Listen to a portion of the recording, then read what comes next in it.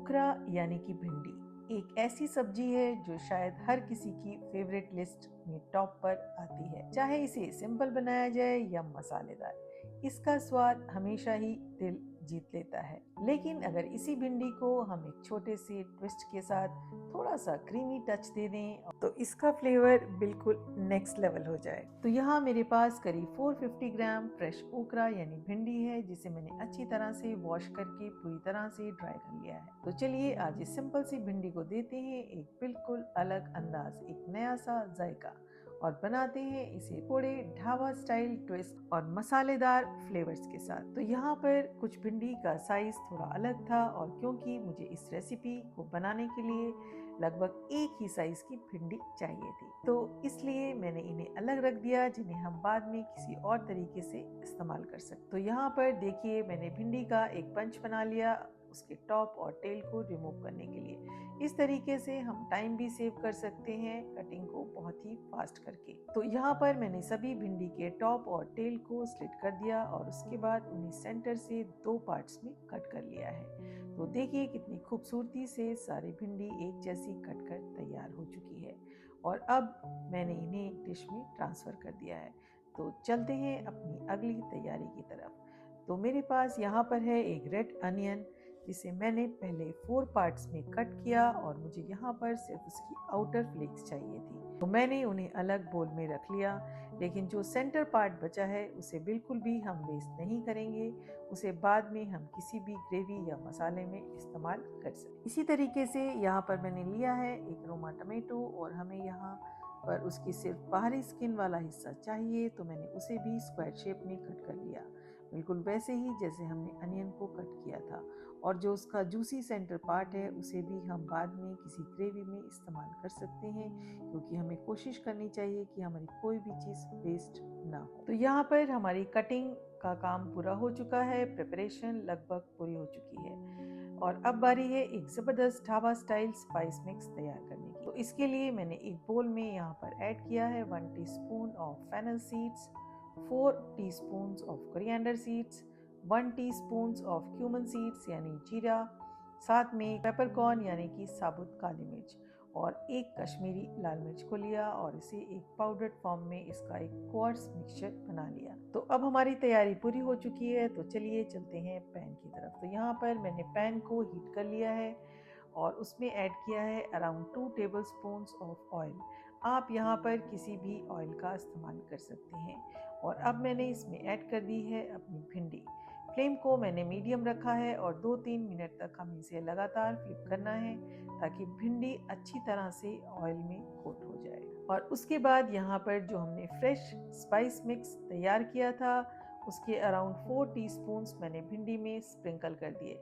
हालांकि स्प्रिंकल करते समय मेरी वो क्लिप समहाउ मिस हो गई है, लेकिन यहाँ पर मैंने 4 टीस्पून्स मिक्स का इस्तेमाल किया है। आप अपने टेस्ट के हिसाब से मसालों को थोड़ा कम या ज़्यादा बैलेंस कर सकते हैं। और इसके साथ ही मैंने यहाँ पर ऐड किया है 1/2 teaspoon of black pepper, 1/2 teaspoon of red chilli powder, और अराउंड 1 टीस्पून ऑफ सॉल्ट।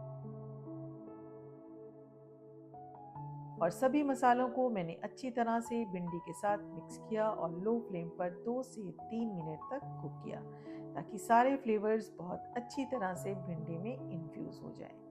और अब देखिए मैंने सेंटर में थोड़ा सा यहाँ पर स्पेस बना लिया है पैन में, भिंडी को हल्का सा साइड में करते हुए। और यहाँ पर मैंने लिया है around 1 tablespoon of thick yogurt यानी कि दही। तो अब हम दही को इसमें ऐड कर देंगे, लेकिन यहाँ पर एक छोटी सी बात का हमें ध्यान रखना बहुत ज़रूरी है।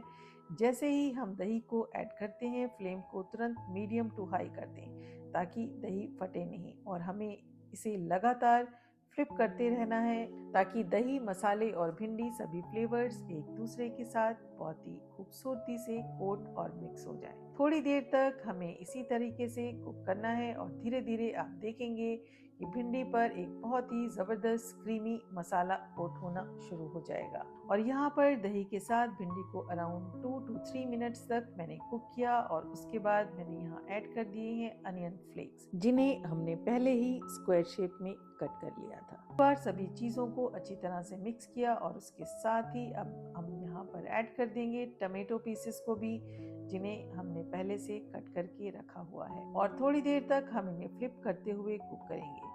मैंने यहाँ पर फ्लेम को मीडियम टू लो रखा है ताकि अनियन और टमेटो हल्के से सॉफ्ट हो जाएं, लेकिन उनका टेक्सचर और क्रंच पूरी तरह से बना रहे।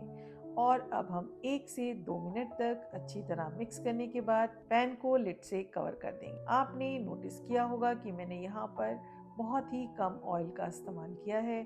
तो जब हम इसे कवर कर देंगे तो अंदर से एक हल्की सी स्टीम बनेगी और उसी स्टीम में हमारी भिंडी बहुत ही खूबसूरती से कुक हो जाएगी। बिना ज़्यादा ऑयल के इस्तेमाल के भी हम किसी भी सब्जी को इस तरीके से बना सकते हैं। अब यहाँ पर मैंने पैन को अनकवर कर दिया है और एक बार फिर से सभी चीज़ों को मैंने अच्छी तरह फ्लिप किया और देखिए हमारी दही वाली भिंडी अब बिल्कुल परफेक्टली बनकर तैयार हो चुकी है।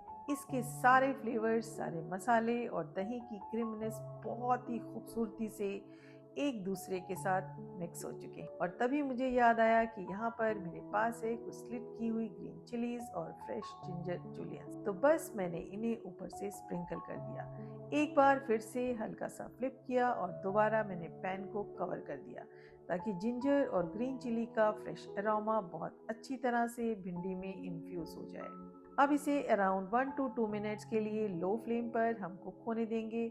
और जब मैंने 2 से 3 मिनट के बाद इस पैन को ओपन किया तो देखिए कितनी खूबसूरती से हमारी भिंडी परफेक्टली कुक होकर तैयार हो चुकी। तो यहाँ पर मैंने फ्लेम को ऑफ कर दिया, एक बार फिर से अच्छी तरह से मिक्स किया और अब हम इसे ट्रांसफ़र कर देते हैं एक सर्विंग डिश में। और फाइनली ऊपर से थोड़ा सा फ्रेश ग्रीन कोरिएंडर और जिंजर जूलियंस के साथ मैंने इसे गार्निश कर दिया। तो यहाँ पर हमारी ढाबा स्टाइल दही मसाला भिंडी बिल्कुल तैयार है, जिसे आप इंजॉय कर सकते हैं रोटी, पराठे, दाल चावल या फिर सिंपल फुल्कों के साथ। आप भी इसे डिफरेंट अंदाज में ज़रूर ट्राई कीजिए और मुझे बताइए कि आपको दही और मसालों के इस ट्विस्ट के साथ बनी हुई भिंडी कैसी लगी। Eat healthy, stay happy and be blessed. Thank you very much for watching.